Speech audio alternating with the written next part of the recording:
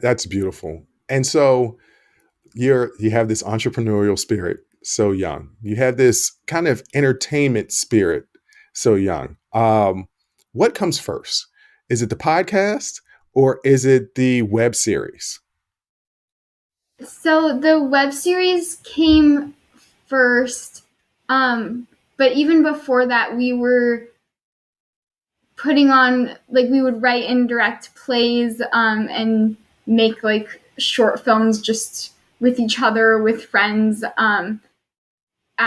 in Colorado, which is where we're from. And then during COVID, it was our senior year of high school, and then our freshman year of college was 2020. So it was a huge time in our lives where all of a sudden we were stuck at home. Our entire first freshman year of college was online. And so we were just like, this was supposed to be a big step forward in our lives. And we were so ready to go to college and have this creative just explosion, I think, because we were going to Los Angeles and we were expecting to just like be immersed in creativity, and instead we were locked up in our bedrooms.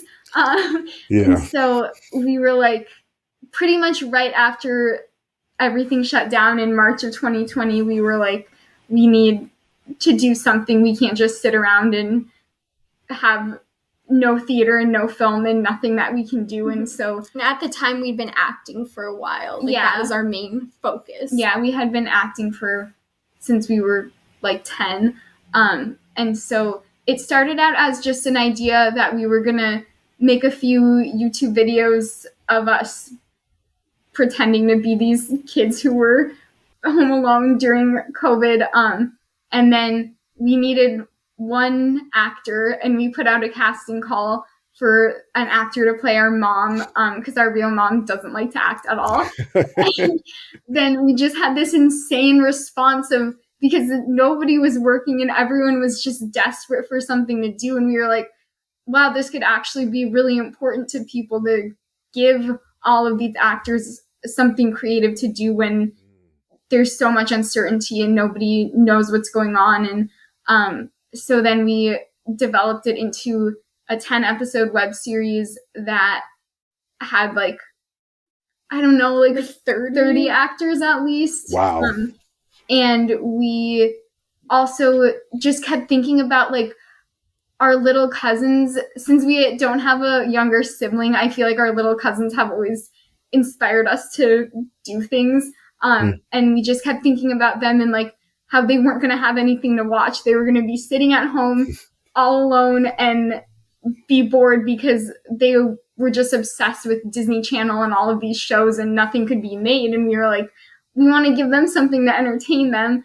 So that was kind of, I guess, the inspiration. So then we just made this little like family comedy series, and we're able to include a lot of actors and give them something to do. And it was a lot more work than we expected because it was a lot of editing. Obviously, everyone was just recording on their own, and editing is very much our weak spot. Yeah, but it was a lot of logistics of sending all of the actors instructions and scripts and gathering all of their footage. Yeah, but it was a lot of fun and rewarding at the end of the day. And our cousins and then the kids that we teach at the theater company that we run now love the show, and they always talk about it, so that even though they're probably some of the only people who've ever seen it, it's worth it because we made some people happy.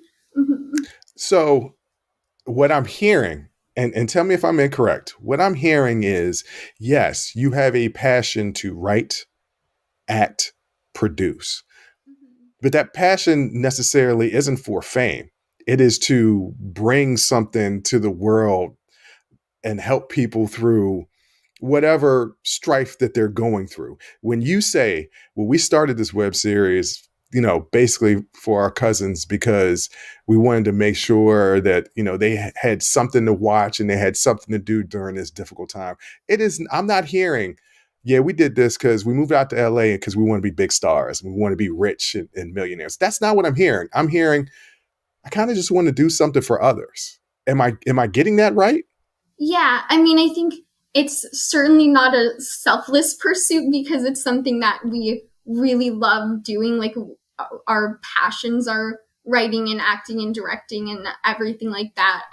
So it's not like we hate it and we're just doing it to help others, but definitely the purpose is that, like, the thing that is the most rewarding about it is bringing joy to others. And I think that really the main reason that we did the web series and that the thing we look for whenever we're taking on new projects and with the podcast and everything is that it's just really important to us to bring good into the world and bring joy to people. And so we certainly are not looking for fame or money or anything. We really just do it because we have a passion for it and because we know how important these kinds of things have been to us, and having, shows to watch or books to read or anything like that that can just take you out of your world for a minute and give you something to look forward to or just bring some joy into your life. So I think that is definitely the reason that these things have been so important to us.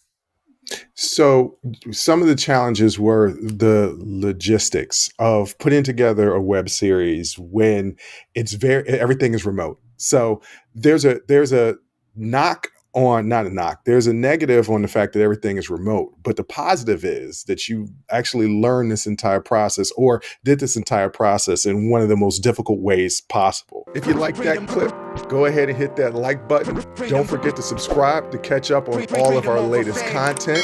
Don't forget to hit the notification button when you do subscribe so you can get updated every time we release content. We release content every day, whether it's an actual show or clips from the shows. So go ahead and subscribe, like, comment. Also, don't forget our Patreon page where you can find our Talking Straight-ish and After Hours Uncensored episodes. That's patreon.com/unsolicited perspectives. But once again, thank you again for listening to Unsolicited Perspectives. I'm your host, Bruce Anthony, and I'm going to catch you next time. I'll holla.